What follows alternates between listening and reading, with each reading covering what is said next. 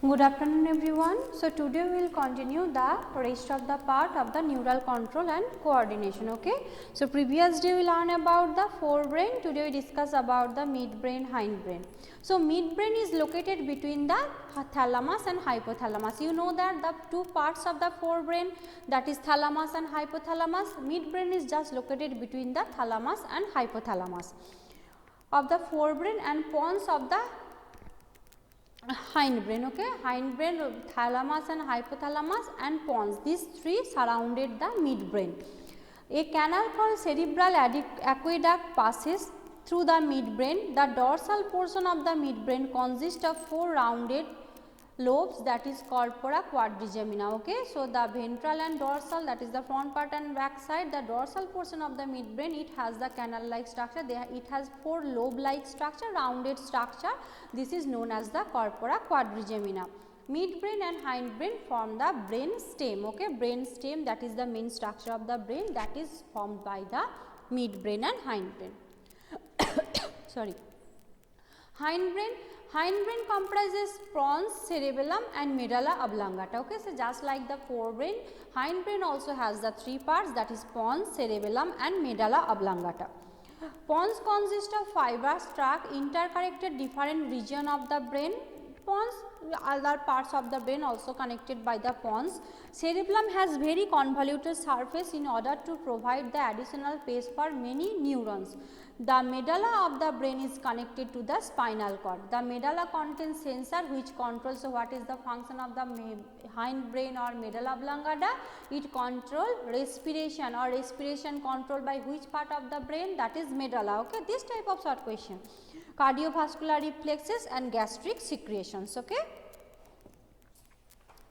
Next, reflex action and reflex arc. You know that from the previous classes, reflex action means you suddenly withdraw by the some external stimuli, your hand or your body parts. If you touch a hot pan or some mosquito is biting, if you get injury, you automatically withdraw your hand or move your hand from that part. This is automatically occurs. Nobody says that you have to do that and you don't have to do that. Okay, you just automatically do that. So this is known as the reflex action. You must have experienced a sudden withdrawal of a body part which comes in contact with objects are extremely hot, cold, pointed or animals that are scary and poisonous. You automatically move away from that place. The entire process of the response to a peripheral nervous stimulation that occurs involuntarily. Okay, this response occurs by our PNS, peripheral nervous system. Okay, automatically occurs without consciousness, effort or thought, or requires the involvement of the part of the central nervous system is called reflex action. The reflex pathway comprises at least one afferent neuron and one efferent neuron appropriately arranged in a series. The afferent neuron receives signal from a sensory organ and transmit the pulse via dorsal nerve root into the CNS, central nerve root. The efferent neuron then carries signal from central nervous system to the effector. The stimulus and the response thus form a reflex arc as shown below as the knee jerk reflex. You should carefully study figure, understand the mechanism of the knee jerk reflex. Okay. When you go to the doctor, any type of disease or about the knee, they just hammering your knee and you just automatically jerking your knee. So this is also occur automatically. This is the action or reflex action. Have you ever thought sensory reception and processing? Have you ever thought, have you feel the climatic change in the environment? How you see an object and its color? How do you hear a sound? You know that, obviously you know that. How do you know that? Because you have some sense organs. So that's why you can feel the hot weather, cold weather, you can see the outside, you can see the color, you can hear the different type of sound, you can taste the different types of food due to the presence of different types of the sensory organ. Okay. The sensory organ detect all types of changes in the environment and send appropriate signal to the CNS. Where all the inputs are processed and analyzed, signals are then sent to different part center of the brain. This is how you sense change in the environment. In the following section, you will be introduced to the structure and functioning of the eye and the ear. Okay, just two sensor organ you read about that is ear and that is eyes. Okay, so eye, just how, let's see what is the structure of the eye. Our paired eyes, obviously we have two eyes. Paired eyes are located in the socket of the skull. There is two socket or hole like structure is present. There two eyes are present and this is called orbit. A brief account of structure and function of the human eye is given in the following section. Parts of an eye. So, adult human eyeball is nearly a spherical structure. Obviously, eye is rounded in structure. The wall of the eyeball is composed of 3 layers. So, eyeball's wall has 3 layers. That is, external layer is known as the sclera. The anterior portion, that is layer, is known as cornea, and the middle layer is choroid. Okay, so outer layer or external layer known as the sclera. The anterior, that is the internal layer, is known as the cornea, and the middle layer is known as the choroid. So sclera, choroid, cornea, not sclera, cornea, choroid. Okay, sclera, choroid, cornea. Next, the middle layer choroid contains many blood vessels and bluish in colors. Okay, so that's why there is in our eyes so many blood vessels are present. So you can see some vein like structure in our eyes, that is bluish in color. The middle layer choroid, and the choroid layer is over posterior 2/3 of the eyeball, but it becomes thick in the anterior part to form the ciliary body. The ciliary body itself continues forward to form a pigmented and opaque structure called the iris, which is visible color portion of the eye. Okay, so iris, that is moving, that is visible color portion of the eye. The eyeball contains a transparent crystalline lens which is held in the place by ligaments attached to the ciliary body. So lens also present by which you can see the object, that is attached by the ciliary body. And the ligaments in front of the lens, the apparatus surrounded by the iris is called pupil. The diameter of the pupil is registered by the muscles of the fibers of the eye. So in front of the lens there is a pupil is present. The inner layer is retina and it contains 3 layers of the cell from inside to outside: ganglion cells, bipolar cells, photoreceptor cell. Photoreceptor cell is the outermost layer, then bipolar cells, then ganglion cells. This is inner to outer. Okay, present in retina. So 3 layers of retina, that is photoreceptor cell, bipolar cell, ganglion cells. Okay. There are 2 types of photoreceptor cell, rod cells and cone cells. So the 2 types, what are the 2 types of photoreceptor cell that present in the eye? Rod cells and cone cells. These cells contains light sensitive protein called the photopigment. So which pigment or light sensitive protein that present in the eyes? That is photopigments. The daylight, phototopic vision and color vision functions of cones, and the twilight phototopic vision is functions of the rods. The rod contains a purple red protein called rhodopsin and visual purple, which contains a derivative of vitamin A. In human eye there are 3 types of cones possesses their characteristic photopigments. So the rod cell, the cone cell is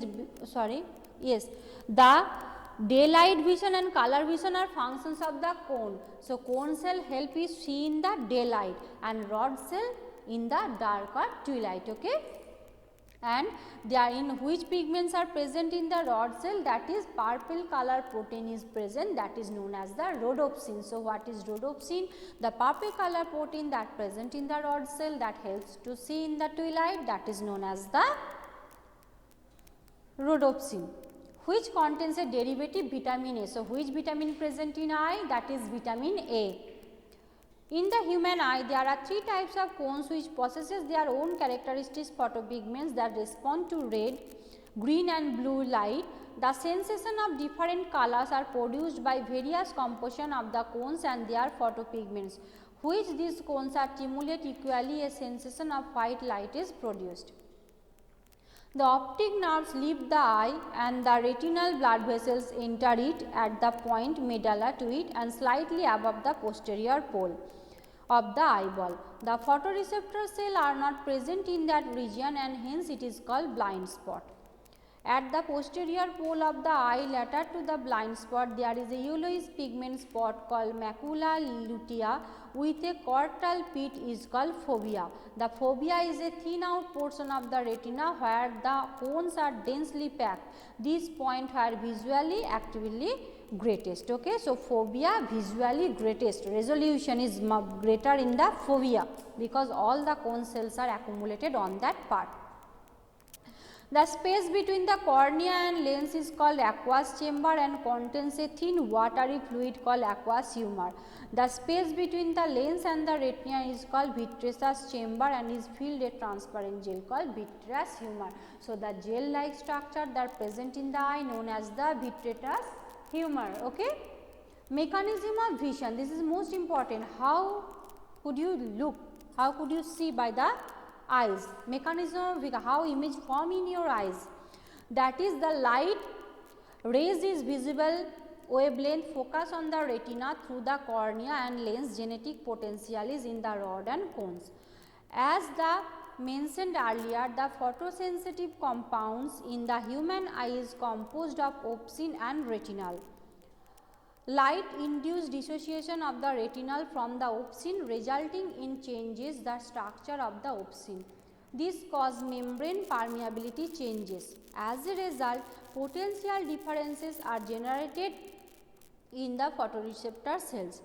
This produces signal that generates action potential in the ganglion cells of the bipolar cells. So, 3 cell layers present in the eye layer, ganglion cells and bipolar cells helps in the vision. These action potential are transmitted by the optic nerves, the visual cortex optic nerves present in our eye, and this is visually cortex area of the brain where the neural impulses are analyzed and image formed in the retina is recognized based on the earlier memory and experience. So, which image you first capture in your memory, then you can see that. This is the mechanism of the vision. The ear. The ear form 2 sensory functions, hearing and maintenance of the body balance. Okay, there is some watery substance are present and our ear is just helps to balance our total body. Okay. Anatomically, the ear can be divided into 3 major sections called outer ear, middle ear and inner ear. There is 3 layers, outer ear, middle ear and inner layer. Outer ear consists of pinna and external auditory meatus canal. The pinna collects the vibration in the ear which produce sound. The externally auditory meatus leads inward and extended up to tympanic membrane, the eardrum. Okay, so tympanic membrane are present by which the sound reflects and you can hear. There are very fine hairs and wax sebaceous gland in the skin, the pinna and meatus. Sebaceous glands are present, so that's why sometimes you can see that some wax are present in your eye. The tympanic membrane is composed of connective tissue covered with skin outside and mucous membrane inside. The middle layer contains 3 ossicles, malleus, incus, stapes. The 3 smallest bones are present in our ear, that is malleus, incus, stapes, which attach one another in a chain like fashion. The malleus is attached to the tympanic membrane and the stapes is attached to the oval window, to the cochlea. The ear ossicles increase the efficiency of transmission of sound waves to the inner ear. An aesthesion tube connects the middle ear cavity with the pharynx. The aesthesion tube helps in equalizing the presence either side of the eardrum. The fluid filled inner ear is labyrinth, consists of 2 parts, the bony and membranous labyrinth. The bony labyrinth is a series of channels. Inside this channel lies the membranous labyrinth, which is surrounded by a fluid filled perilymph. The membranous labyrinth is filled with a fluid filled endolymph. The called portion of the labyrinth is called cochlea. Okay? And the membrane constituting cochlea, the racina and the bicellar, divided surrounding perilymph filled bony labyrinth into an upper scala vestibuli and lower scala tympani. The space within the cochlea called scala media is filled with the endolymph At the base of the cochlea, the scala vestibule ends to the oval window, while the scala tympanum at the round window which opens to the middle ear. The organ of Corti, okay. So, the most important part of the ear, that is organ of Corti, is a structure located in the basilar membrane which contain hair cells that act as the auditory receptor. So, which organ helps to receive the sound or which organ helps to hear the sound in your ear? That is organ of Corti, okay. The hair cells are present in the rows in the internal side, and the organ of Corti. The basal end of the hair cell closely contain the afferent nerve fibers. A large number of processes called stereocilia are projected from the apical part of each hair cells above the rows of the hair cells in a thin elastic membrane called the tectorial membrane. Okay. The inner ear also contain a complex system called vestibular apparatus located above the cochlea. The vestibular apparatus is composed of 3 semicircular canals and otolith organ consisting of the saccule and utricle. Each semicircular canal lies in difference plane at the right angles to each other. The membrane canals is suspended in the perilimb of the bony canals. The base of the canal is swollen and is called ampulla, which contains a projecting ridge is called crista ampullaris, which has hair cells. The saccule and utricle contain a photoreceptors of the vestibular apparatus responsible for maintenance of balance of the body and posture. How does ear convert sound wave into the neural impulses which are sensed and processed by the brain enabling to recognize a sound? The external ear receives sound waves and directs them to the eardrum. The eardrum vibrates in the response to the sound waves, and these vibrations are transmitted through the ear ossicles to the oval window. The vibration passes through the oval window on the fluid on the cochlea, where they generate waves in the limb. The movements of the basilar membrane bend the hair cell, pressing them against the tectorial membrane. As a result, nerve impulses are generated in the associated. So, this is the mechanism of hearing, nerve impulse. Actually, the hearing, all the body parts are connected through which the nerve, neural control, that is why it is called neural control and coordination. All the body parts is connected somehow, each and one and single or more than single nerve, okay, and that totally control our body functions and activities. As a result, nerve impulses are generated in the associated afferent neurons. These impulses are transmitted by the afferent fibers via auditory nerves. So, which nerves present in the ear? That is auditory. Audio visual, the auditory nerves are present, and optic, that is present in the eye. Okay. Remember this name of the two nerves, that is optic, that is related to the eye, and auditory, that is related to the ear. The impulses are transmitted via auditory nerves to auditory cortex to the brain, where the impulses are analyzed and sound is recognized. Okay. So, this is the structure of the ear, and we have completed our syllabus. If you have any question, you can ask me, and read the all chapter very carefully and thoroughly. I don't know what will be the big question or short question is coming in your upcoming examination. Just ready yourself for that. Read each and every part. Obviously, question will come from your book, and I will revise from the next day. Different types of question I will discuss. You just read, and you have any question, you can ask me, and do your practical and project very carefully. Okay. Okay, bye everyone.